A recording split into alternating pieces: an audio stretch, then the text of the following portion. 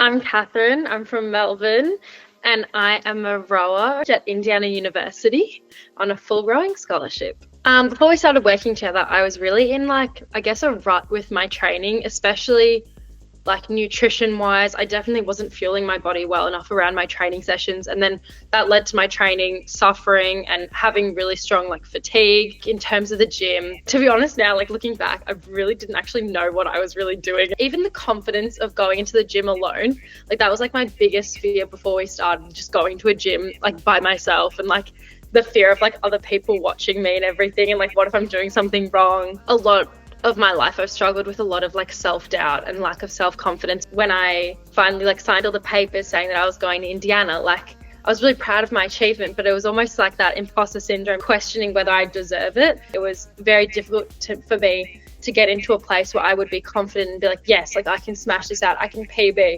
I can do it. It was always this back of mind self-doubt that was always kind of riddling my brain. Being able to kind of delve deeper into my psychology and why I'm doing things, I was the knowledge that was very easy and able to support me, because I could see then, oh, okay, when I'm feeling my body, like you said, oh, okay, I'm training a lot better, I'm noticing I'm less fatigued, oh, that leads to better results in the gym, leads to better results on the erg, on the water.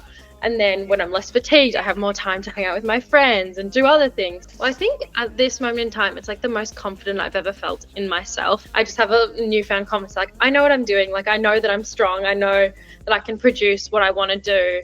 And that almost my goals aren't too crazy, and they are achievable, and I can kind of achieve whatever I set my mind to, which is something that I've always kind of struggled in the past. Lockie's been always trying to push me, even some weights, I'm oh my God, there's no way I can do that. And then I do it, and it's oh, that wasn't even that bad. Okay, I can go even heavier. Sometimes I'll be oh, that wasn't even the best time, but I just felt so mentally good throughout that I was I could easily do that again. And that's just the best feeling, especially considering rowing is such a mental sport. Seeing myself for other things that I'm also good at, and it ends up being the best thing for me, because especially for rowing, I didn't realize how much strength training actually came into it. Being able to have that support system too, because even just listen about what you did over the weekend or what you're doing in your personal life, because that all comes into play with your training.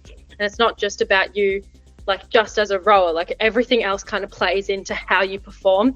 All those kind of things play into it so much, and then has made me such a better rower and a better person. I would very much say for anyone that is in a similar situation that I was in, just take that plunge and just see how it goes. It was the best decision I ever made.